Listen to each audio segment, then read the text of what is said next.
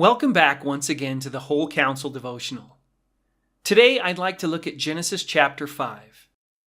While I told you yesterday that we won't necessarily examine every verse as we travel through Genesis, I'd like to look at this chapter even though it's only a long genealogy. While there are large portions of the Bible, especially genealogies, where I can't give you a great explanation as to how those sections are profitable for us, thoroughly equipping us for every good work, I do think that there is something beautiful and amazing to be found in Genesis 5.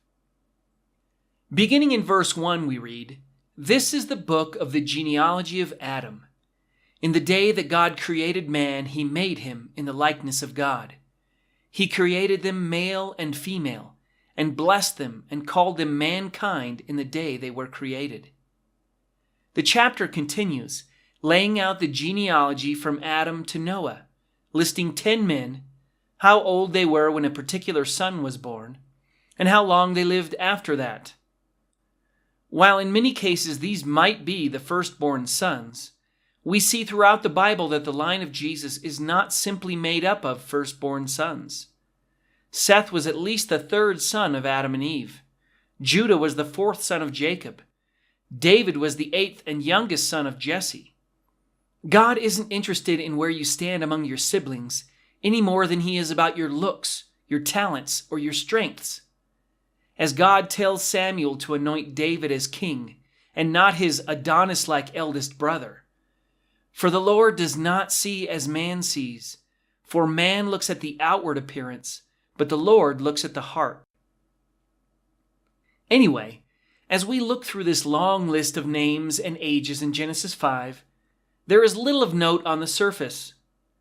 It's a list of a bunch of old guys who lived between 777 and 969 years, save one guy named Enoch who walked with God and he was not, for God took him.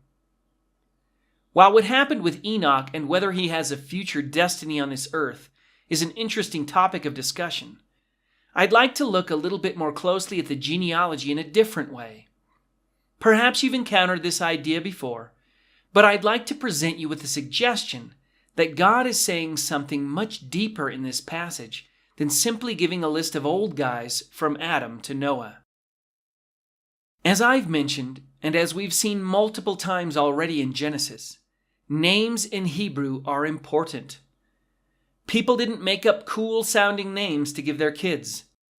They named their children with purpose, giving them names with meaning. Occasionally, God would change names as he did with Abram and Sarai, and also with Jacob.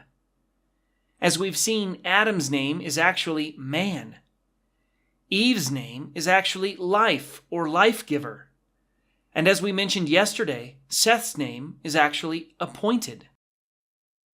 So while we have a list of names in this genealogy, Adam, Seth, Enosh, Cainan, Mahalalel, Yared, Enoch, Methuselah, Lamech, Noah, each of these names has a meaning. We've seen that Adam means man, and Seth means appointed. But what of the other 8 names? Well, rather than enter into a deep attempt at explaining what each of these names mean, I'd like to present you with a possibility. While some of these names are straightforward in their meanings, many of these names are not without controversy. For example, the name Methuselah can mean man of the dart, or his death shall bring, depending on which roots you choose to use. Lamech is a rare name without any real root, and is considered by some to mean mighty, and others to mean despairing or desperate. So what I'm about to present to you means something amazing to one group of people, and is considered hogwash by another group of people. Whatever you choose to believe, here is a possible interpretation of the names in Genesis.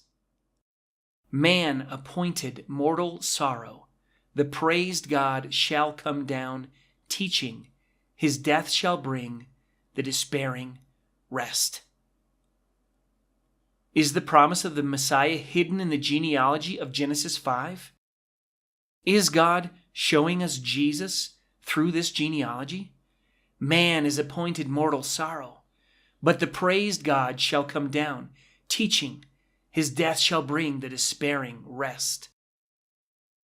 While some scoff at the idea, let me leave you with something we looked at a while back. It is the glory of God to conceal a matter, but the glory of kings is to search out a matter. Don't believe something just because someone you trust thinks so, and don't reject something out of hand simply because it sounds far-fetched to you. We should never be looking for our names in the Bible, for some hidden code that predicts the future, or to find some new and exciting doctrine. But might God have hidden the plan of salvation in a genealogy?